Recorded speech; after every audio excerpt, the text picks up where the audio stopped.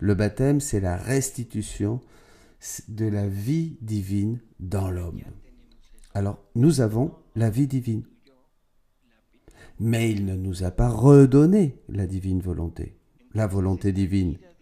Cette vie divine que nous avons maintenant par le baptême, on va la faire grandir. Avec quoi? Avec des vertus, avec des efforts.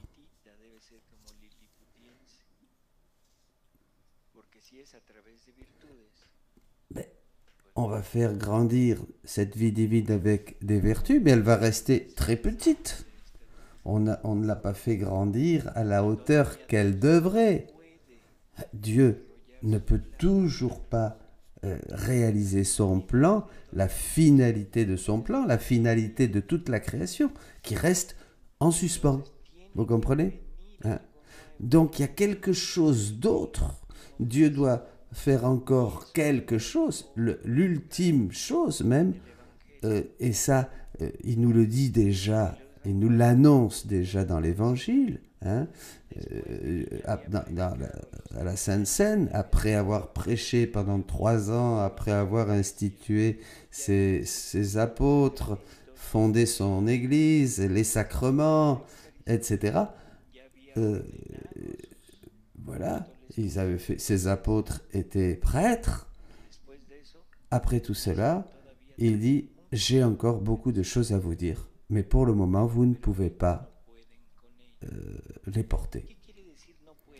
Qu'est-ce que ça veut dire, vous ne pouvez pas? Hein? Qu'est-ce que ça veut dire? On ne capte pas tout. Ça veut dire que les apôtres avaient une connaissance de Jésus, certes. Ils savaient que c'était le Fils de Dieu, que c'était le Rédempteur. Ils savaient encore beaucoup de choses. Ils l'avaient vu faire des miracles et ressusciter des morts. Ils avaient entendu 3 fois le jour du baptême et sur le mont, aussi sur le mont Tabor, et la voix du Père. Mais alors, c'était quoi? C'était quoi qu'il leur manquait? Qu'est-ce qui était difficile pour eux? De recevoir son corps et son sang, de manger sa chair et boire son sang. Bon, déjà, là, une grande partie des disciples ont baissé les bras et ont arrêté de suivre Jésus. Et il en est resté quelques-uns.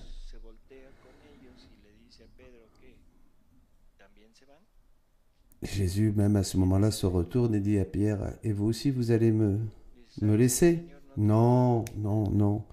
Et Pierre, on pourrait dire, dit, « Écoute, je ne comprends pas. Je ne comprends pas et je n'accepte pas que tu voudrais que je sois un cannibale qui mange ta chair et boit ton sang. C'est terrible, c'est horrible ce que tu me dis, Jésus. » Pour un juif, d'ailleurs, il fallait savoir que c'était une abomination de boire le sang des animaux. Et alors là, Jésus leur dit qu'il faut manger sa chair et boire son sang. Vous imaginez? Et si il ne faisait pas ça, il n'aurait pas sa vie. Alors, bon.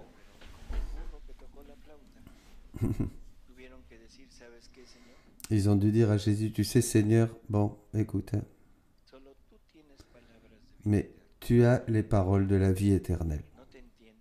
Je ne comprends pas. Et ils en sont restés là. Alors, quelle est cette autre chose auquel les apôtres ne pouvaient pas avoir accès et que Jésus a laissé pour après? Vous ne pouvez pas pour le moment. J'ai encore beaucoup de choses à vous dire. C'est quoi? Eh bien, ça, ce dont nous parlons, la divine volonté. C'est ça. Si Jésus avait dit ça à ses apôtres, peut-être qu'il lui aurait dit non, alors là, écoute, hein, là, ça va plus, t'es vraiment fou. Déjà, tu veux que nous te mangions, qu'on boive ton sang, qu'on mange ta chair, mais maintenant tu veux me donner ta propre vie divine et que moi je sois comme toi. Non, non Jésus, non. Il n'était pas prêt, vous comprenez? Jésus l'a dit et en est resté là avec une finalité, pour que nous comprenions que tout ce que nous avons vécu depuis 2000 ans, c'est pas encore tout. Il manque encore quelque chose. Voyez? Cependant, nous avons vécu comme si la rédemption, c'était tout, et qu'il n'y avait rien d'autre à espérer, que c'était vraiment le maximum auquel pouvait espérer un catholique, le ciel, le salut. Est-ce qu'il y a quelque chose d'autre? Non. Avec ça, ça y est, je suis sauvé. Je suis sauvé. Et alors les paroles de Jésus? Ah ben ça, on ne sait pas. Ah peut-être que ce jour-là, il avait un peu trop bu le soir de la Sainte-Seine. Non, non, non, non, non. C'est des paroles très claires du Seigneur. J'ai encore beaucoup de choses à vous dire. Mais maintenant, non, vous ne pouvez pas. Eh bien, cela que ne pouvaient pas entendre et comprendre les apôtres, eh bien, il faut supposer que maintenant, nous le pouvons. Hein? Mais avec les têtes que vous avez, il semble qu'on ne peut toujours pas. Pourquoi? Pourquoi ça nous coûte tant? Pourquoi c'est difficile? Pensez que quelqu'un puisse venir habiter en moi, vivre en moi. Et, oui, et moi, où je vais, où je suis. C'est difficile. Parce que nous nous sommes habitués à vivre notre vie à partir de nous-mêmes. Quand je me vois, c'est moi qui pense. C'est moi qui observe.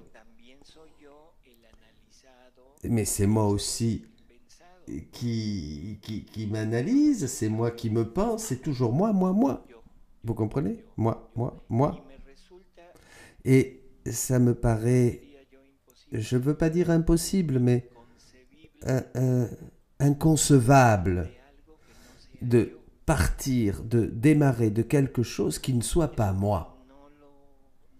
C'est difficile. On ne peut pas capter ça, on ne peut pas comprendre. De démarrer, de partir, de commencer quelque chose à partir d'autre chose que de moi. Parce que je devrais m'enlever moi-même. Et ça, c'est difficile à penser, à concevoir, à comprendre. Mais c'est ça. C'est ça la volonté de Dieu. C'est ça. C'est ça que Dieu veut que nous fassions. Il veut que nous comprenions, d'abord que nous comprenions que la vie que j'ai, la vie que je vis, ce n'est pas la vie que Dieu a le projet de me donner, a le désir de me donner. Et après, en analysant, en réfléchissant, découvrir le comment. D'abord la foi. Vivre dans la divine volonté, c'est une fait héroïque. C'est une foi héroïque. Une foi à son maximum. Rappelez-vous, les saints, après leur mort, on analyse leurs vertus pour voir si elles ont été héroïques, l'héroïcité des vertus. Eh bien, vivre dans la divine volonté, c'est l'acte le plus héroïque de la foi. Parce que c'est conduire la foi, à cette certitude que tout ce que je suis, que tout ce que j'ai fait, ça ne sert à rien. Ah, mais non, comment ça va? C'est là où, non, moi j'ai fait ceci, moi j'ai fait cela, et moi je suis ceci, moi je suis cela, voilà. Et immédiatement, c'est ça qui vient, parce qu'on a cette idée de nous-mêmes que que nous faisons tout nous-mêmes ou à partir de nous-mêmes. Jésus dit à Louisa, tu dois arriver à l'humilité parfaite. Et l'humilité parfaite, c'est reconnaître ton néant. Ça, c'est l'humilité à laquelle nous devons arriver. Reconnaître notre néant. Pourquoi? Parce que tant que nous n'arrivons pas à ce point, et tant que je crois que je suis quelque chose, ça ne marchera pas. Et le seul qui peut dire qu'il est quelque chose, c'est Dieu. C'est le seul qui est. Et nous, tout ce que nous avons et de tout ce que nous glorifions, c'est rien. Le seul qui est, c'est Dieu. Je suis celui que je suis et tu es celle qui n'est pas, disait déjà Jésus à Sainte Catherine. Nous ne sommes rien. Qu'est-ce que vous avez fait pour avoir le corps que vous avez? Rien.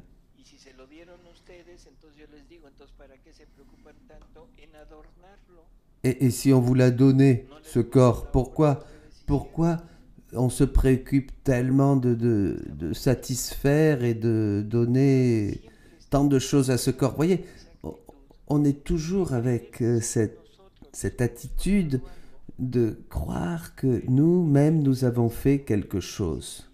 Mais en fait, nous avons tout reçu. Qu'as-tu si tu ne l'as reçu? Dit aussi Saint Paul. Je dois vivre avec cette idée. C'est très intéressant, c'est très profond. Je ne peux pas éviter de croire, de penser que je peux être et faire quelque chose à partir de moi-même. Eh bien, ce point-là, c'est voilà, c'est le plus important.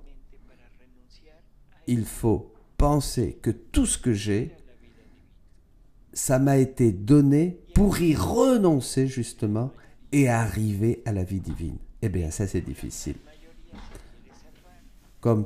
Et justement, comme la grande majorité d'entre nous, nous voulons nous sauver, et il y a un petit problème, et j'espère que vous allez le comprendre, c'est-à-dire que ce que vous avez là, maintenant, eh bien, ça va vous être enlevé.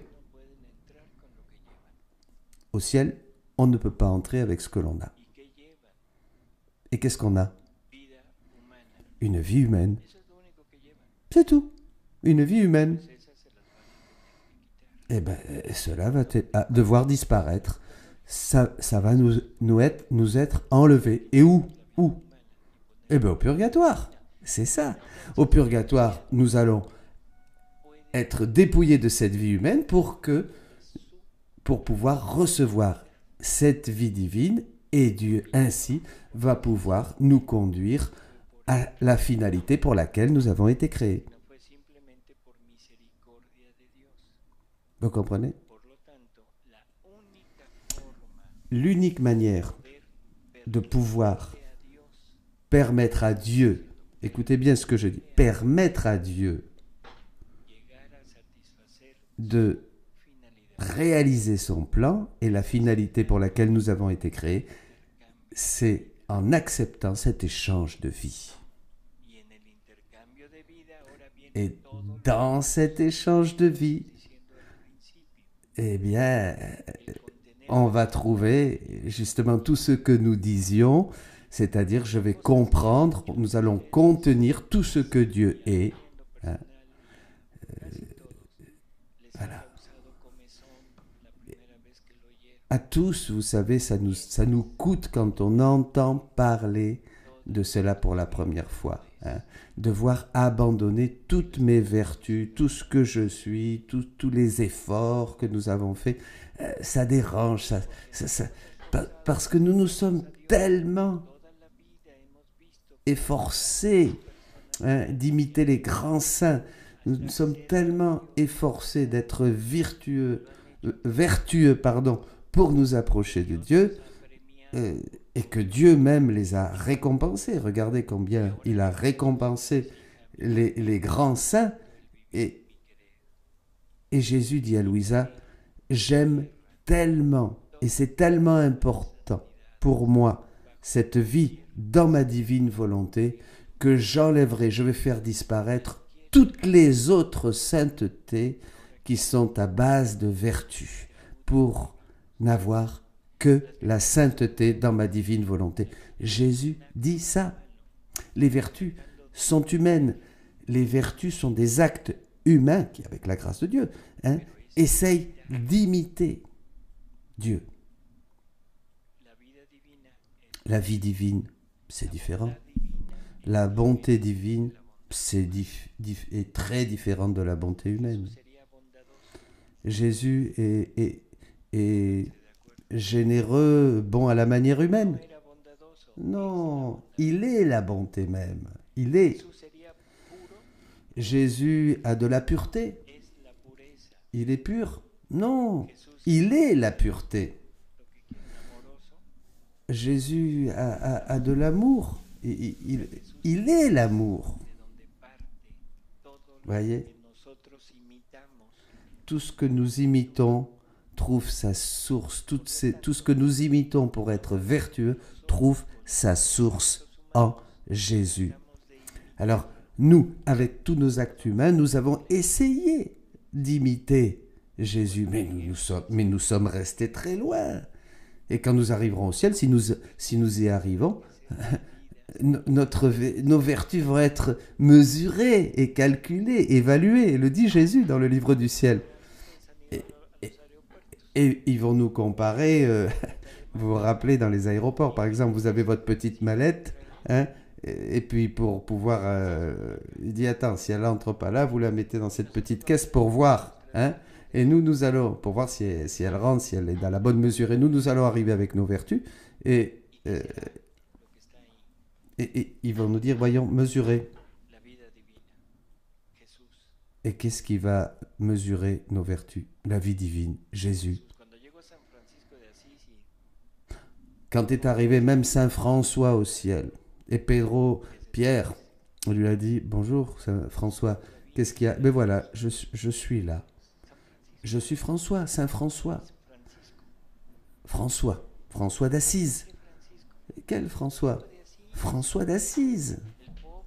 Le pauvre. Celui qui a épousé Dame Pauvreté. Toute ma vie, j'ai été pauvre. Ah bon, mais c'est bien, écoute. Et il dit, Jésus, viens, s'il te plaît. Et Jésus arrive. Il y en a un là qui dit qu'il est pauvre. Allez, mets-toi à côté de Jésus pour mesurer ta pauvreté. Vous voyez à quel niveau va arriver la pauvreté de Saint François à côté de celle de Jésus? Bon, je ne manque pas de respect à Saint François. N'allez pas dire, il a dit de Saint François ou de l'autre saint. Mais non, ça serait déjà merveilleux que d'avoir la pauvreté, l'humilité, le don, cette sainteté de Saint François. Mais je veux faire comprendre que je dois renoncer à ma vie pour entrer dans cette ambiance divine, dans cette divine volonté. Et alors là, quand je frapperai au ciel et que Pierre va sortir pour me voir, il va dire « Oh là là, Seigneur, tu es là, tu es dehors, mais je croyais que tu étais à l'intérieur. » Parce que c'est Jésus en nous. C'est Jésus en nous, mais pas pour moi, pas parce que je suis meilleur. C'est Jésus vivant en nous. Vous comprenez? Ce qui va arriver, c'est que, voilà, on arrivera au ciel, pas avec une vie humaine, mais une vie divine. Une vie divine. Revenons à l'origine maintenant. Cette vie divine doit contenir absolument tout ce que contient la vie divine. Jésus dit, ma volonté, après avoir formé l'ordre de la création, avec toute la somptuosité, la sublimité de son œuvre créatrice, lorsque la créature répète ses actes, ma volonté prononce dans cet acte-là son fiat. Ça veut dire que cela soit fait. Et dans cet acte, pour y former ma vie et placer sa valeur. Dans cet autre acte, dans cet autre, elle prononce son fiat pour y placer ses souffrances et la valeur de mes souffrances. Ma volonté prononce son fiat dans ses larmes pour y placer la valeur des miennes. Et son fiat la suit dans ses œuvres, dans ses pas, dans ses battements de cœur pour y placer la valeur de mes œuvres, de mes pas et des battements de mon cœur.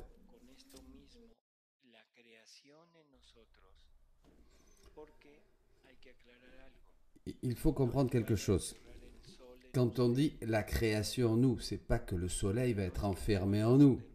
On va pas avoir une cucaracha en nous. Hein. Toutes les choses créées ont une valeur, un amour et une fonction distinctes. Tout ce qui est créé par Dieu, c'est un acte divin.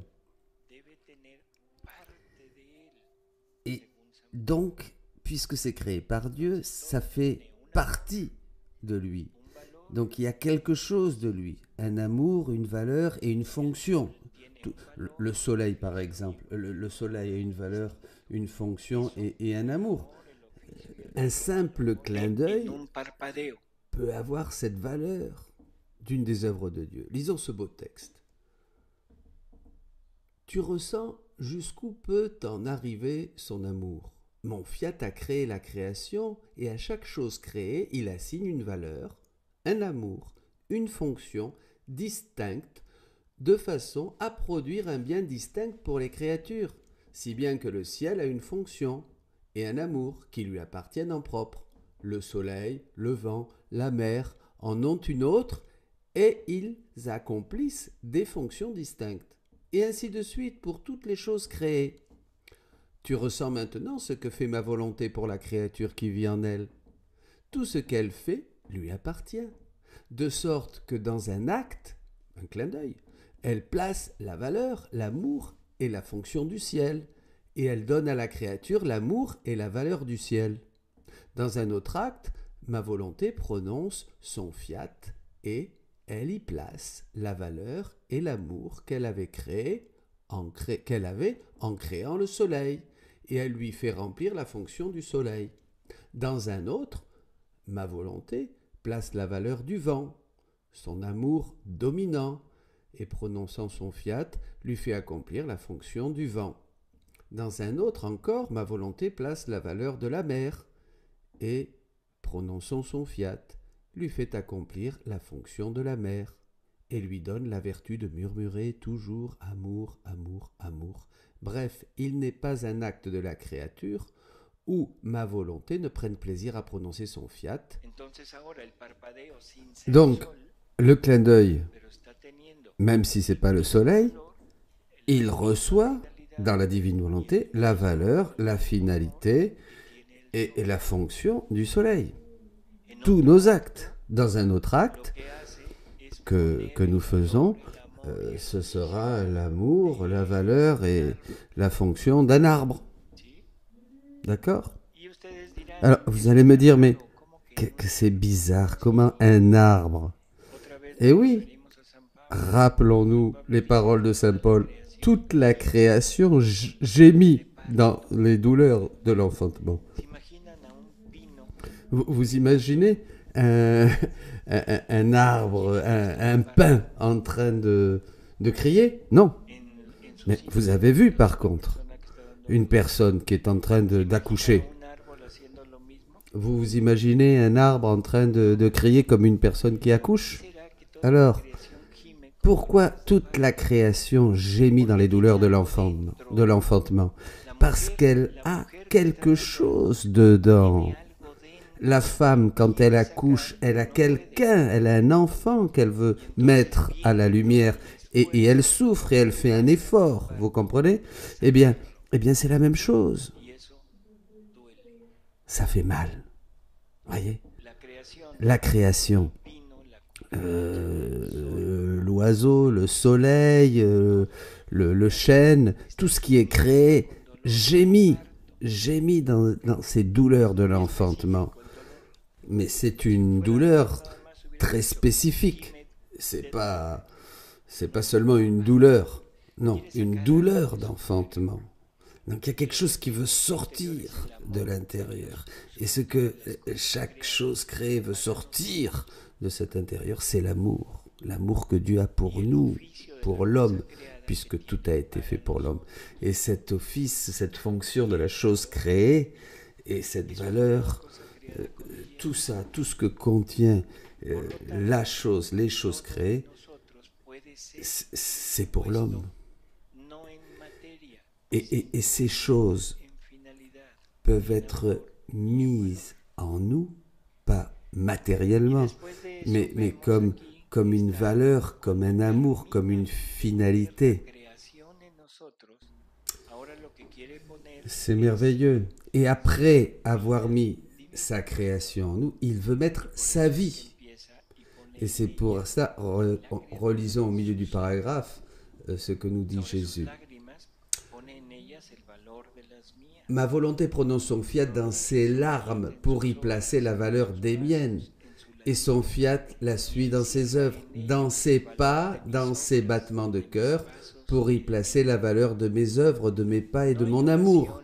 Il n'y a pas de prière, ni même d'acte naturel, où mon fiat ne place la valeur de mes actes. De sorte qu'avec celle qui vit dans ma volonté, je me sens répéter ma vie et sa valeur redouble pour acheter ma divine volonté pour le bien des générations humaines. Toute la création et toute sa vie est enfermée en nous. Écoutons. Mais ce n'est pas encore tout. Si elle ne fait pas des œuvres complètes, elle n'est pas contente. À la valeur de la création et rédemption qu'elle a enfermée dans l'âme, elle ajoute avec un amour incroyable le fait d'enfermer aussi la patrie céleste et fait résonner sa gloire, ses joies, les béatitudes éternelles comme le sceau et la confirmation de l'œuvre créatrice et rédemptrice qu'elle a formée en elle. Vous vous rendez compte ? Dans l'âme se trouve enfermé ce que Dieu a au ciel. Toute la gloire dont peuvent jouir les bienheureux, les saints, toute leur béatitude se trouve enfermée dans la créature. Qu'est-ce qui se passe ? La créature se transforme en Jésus. C'est une transformation qu'il fait en nous. Il va nous dire, comme dans les films Transformers. Maintenant, la créature a la même chose que ce qui est contenu en Jésus. Et donc, la béatitude éternelle qui est en Jésus se trouve aussi dans l'âme. Vous voyez, il y a une unité de vie, ce dont parlait le catéchisme et Jésus dans l'Évangile. Une unité de vie. Sa vie à lui et ma vie en moi, à travers ce vécu dans la divine volonté, devient une seule et même vie et contient tout. C'est pour cela qu'il veut enfermer tout en nous, dans notre âme. C'est pas seulement, c'est pour pouvoir, lui, c'est ça, son désir, être un autre lui-même en nous. C'est pour ça que c'est le sceau, était-il écrit, c'est le sceau de l'œuvre de la création et de la rédemption. Vous voyez, pour être encore... Lisons.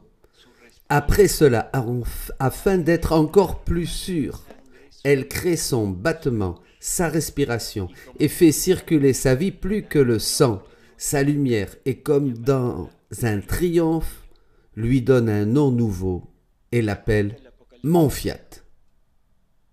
Vous rappelez du livre de l'Apocalypse quand il y a ce nom secret qui est reçu et que seulement connaît celui qui le reçoit?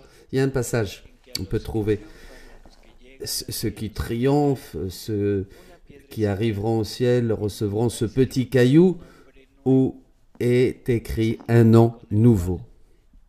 Et c'est ce nom, c'est le nom avec lequel le patron va appeler Fifi, le petit chien, vous voyez, hein? Voilà, parce que il fait partie de sa nature, il partage sa nature. Et ce nom nouveau pour les âmes qui vivent dans sa volonté, c'est mon fiat. Ce nom, c'est le nom le plus beau qui soit et qui fera ici. Ce nom est le plus beau nom qui fera sourire à tout le ciel et trembler tout l'enfer. Ce nom que je ne peux donner qu'à celle qui vit dans mon vouloir et m'a laissé faire en elle ce que je veux. Continuons. Ma fille, y a-t-il quelque chose que mon fiat omnipotent ne puisse faire et donner? Il va jusqu'à donner ses droits sur son propre pouvoir, sur son amour, sur sa justice. Et il incorpore en lui-même la volonté de la créature et lui dit « Sois attentive. Je ne veux rien d'autre que toi, de toi, que tu fasses ce que je fais. Par conséquent, il est nécessaire que tu sois toujours avec moi et moi avec toi. » C'est incroyable. Vivre dans la divine volonté, c'est un échange de vie. Qu'est-ce que c'est que la vie? C'est l'ensemble de nos actes. Nos actes sont produits par notre volonté, qu'elle soit humaine ou divine. L'échange de vie, c'est échanger des volontés. À partir du moment où j'ai une volonté divine en moi, je ne vais plus agir avec l'humain, humainement, mais je vais agir avec les attributs de Dieu qui vont se bouger en moi, dans mon acte. C'est plus avec ce que je contiens moi, humainement, mais c'est avec ce que contient la divine volonté. Et je vais avoir en moi tout ce que la divine volonté contient. Il va enfermer,